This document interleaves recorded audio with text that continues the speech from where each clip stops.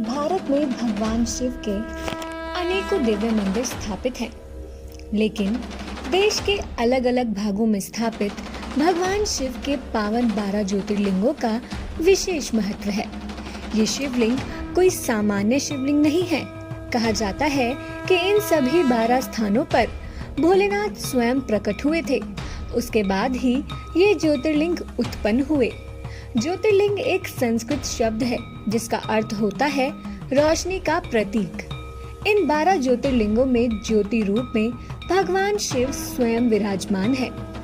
ऐसा माना जाता है इन 12 ज्योतिर्लिंगों के दर्शन मात्र से ही सभी पापों का नाश हो जाता है। तो चलिए जानते हैं भगवान शिव के 12 ज्योतिर्लिंगों में से सबसे प्रथम ज्योतिर्लिंग के विषय में। नमस्कार दर्शकों, आपका स्वागत है आपके अपने चैनल नवधा भक्ति में। भारत का सबसे प्रसिद्ध और बड़ा ज्योतिर्लिंग है सोमनाथ। यह ज्योतिर्लिंग गुजरात राज्य के सौराष्ट्र क्षेत्र में स्थापित है। प्राचीन काल में यह क्षेत्र प्रभास क्षेत्र के नाम से जाना जाता था। इसी स्थान पर भगवान श्री कृष्ण ने जरा नामक व्याध के बाण को निमित्त बनाकर अपनी लीला का स्मरण किया था। गुजरात में स्थित सोमनाथ भक्तों की श्रद्धा का केंद्र है। सोमनाथ ज्योतिर्लिंग भारत का ही नहीं अपितु इस पृथ्वी का पहला ज्योतिर्लिंग माना जाता है। इस शिवलिंग में रेडियोधर्मी गुण है जो कि पृथ्वी के ऊपर अपना संतुलन बेहद अच्छे से बनाए रखती है। ये मंदिर सिर्फ पवित्र ही नहीं बल्कि अत्यंत मूल्यवान भी है। इस मंदिर को 16 बार तोड़ा गया है और हर बार पुनः निर्मित करवाया गया है। इस मंदिर के निर्माण से कई धार्मिक और पौराणिक कथाएं जुड़ी हुई हैं। ऐसा माना जाता है कि इस मंदिर का निर्माण खुद चंद्रदेव सोमराज ने किया था, जिसका वर्णन ऋग्वेद में भी मिलता है। कथा अनुसार दक्ष प्रजापति की 27 कन्याएं थी। उन सभी का विवाह चंद्रदेव के साथ हुआ था, किंतु चंद्रमा का समस्त अनुराग व प्रेम उनमें से केवल रोहिणी के प्रति ही रहता था। उनके इस कृत्य से दक्ष प्रजापति की अन्य कन्याएं बहुत अप्रसन्न रहती थी।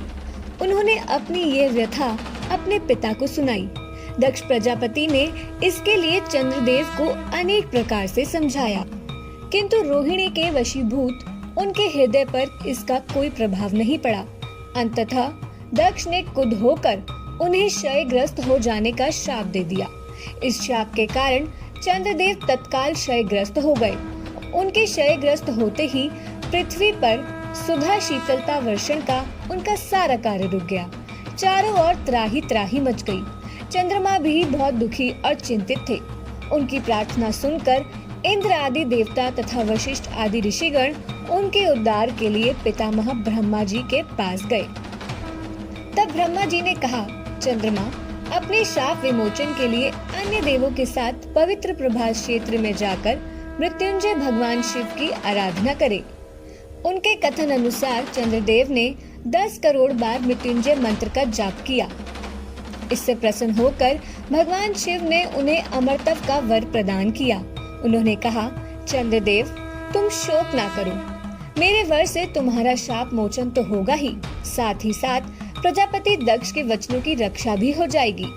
कृष्ण पक्ष में प्रतिदिन तुम्हारी एक एक कला क्षीण होगी, किंतु पुनः शुक्ल पक्ष में उसी क्रम से तुम्हारी एक एक कला बढ़ जाया करेगी। इस प्रकार प्रत्येक पूर्णिमा को तुम्हें पूर्ण चंद्रत्व प्राप्त होगा। शाप मुक्त होकर चंद्रदेव ने अन्य देवताओं के साथ मिलकर मृत्युंजय भगवान से प्रार्थना की कि आप माता पार्वती जी के साथ सदा के लिए प्राणों के उद्धारार्थ यहाँ निवास करें।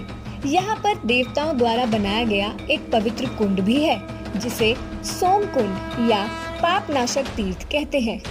पावन प्रभास क्षेत्र में स्थित इस सोमनाथ ज्योतिर्लिंग की महिमा महाभारत, श्रीमद् भागवत तथा स्कंद पुराण आदि में विस्तार से बताई गई है। चंद्रमा का एक नाम सोम भी है। उन्होंने भगवान शिव को ही अपना नाथ स्वामी मानकर यहाँ तपस्या की थी। इसी कारण यहाँ स्थित ज्योतिर्लिंग को सोमनाथ कहा जाता है। भारतीय उपमहाद्वीप के पश्चिम में अरब सागर के तट पर स्थित आदि ज्योतिर्लिंग श्री सोमनाथ महादेव मंदिर की छटा ही निराली है।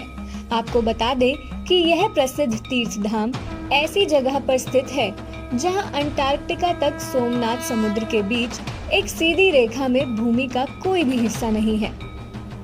जी हाँ, इस मंदिर की अनूठी वास्तुकला एवं शानदार बनावट लोगों को अपनी तरफ आकर्षित करती है।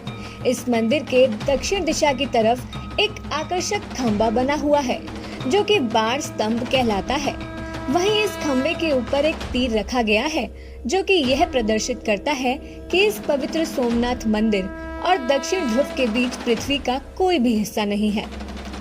भगवान शिव का यह पहला ज्योतिर्लिंग सोमनाथ 3 हिस्सों में बटा हुआ है, जिसमें मंदिर का गर्भगृह, नृत्य मंडप और सभा मंडप शामिल है।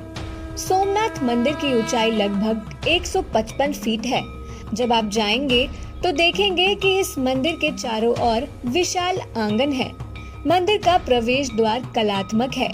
इस प्रसिद्ध मंदिर के ऊपर स्थित कलश का वजन करीब 10 टन है और इसकी ध्वजा 27 फुट ऊंची है।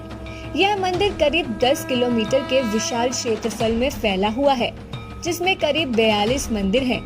यहाँ पर 3 नदियाँ, हिरण, सरस्वती और कपिला का अद्भुत संगम है, जहाँ भक्तजन आस्था की डुबकी लगाते हैं। इस मंदिर में माता पार्वती, लक्ष्मी, गंगा, सरस्वती और नंदी बैल आदि की मूर्तियां भी विराजित हैं। इस पवित्र तीर्थ स्थल के ऊपरी भाग में शिवलिंग से ऊपर अहलेश्वर की बेहद सुंदर मूर्ति स्थापित है।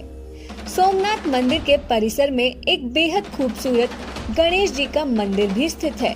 साथ ही उत्तर द्वार के बाहर अघोर लिंग की प्रतिमा स्थापित की गई है। इस पवित्र स्थल में गौरीकुंड नामक सरोवर बना हुआ है और सरोवर के पास एक शिवलिंग स्थापित है। इसके अलावा इस भव्य सोमनाथ मंदिर के परिसर में महाकाली का बेहद सुंदर एवं विशाल मंदिर बना हुआ है। मंदिर के बाहर वल्लभ भाई पटेल, रानी अहिल्याबाई आदि की मूर्तियां भी बनी हुई हैं। यह पवित्र स्थान अब तीर्थ पितृगणों के श्राद्ध, नारायण बलि आदि कर्मों के लिए भी प्रसिद्ध है। चैत्र, भाद्र, कार्तिक माह में यहाँ श्राद्ध करने का विशेष महत्व बताया गया है। मान्यता है कि इस मंदिर के दर्शन, पूजन, आराधना से भक्तों के जन्म जन्मांतर के सारे पाप नष्ट हो जाते हैं। भगवान शिव की कृपा आप सभी पर सदैव बनी रहे। ओम नमः शिवाय।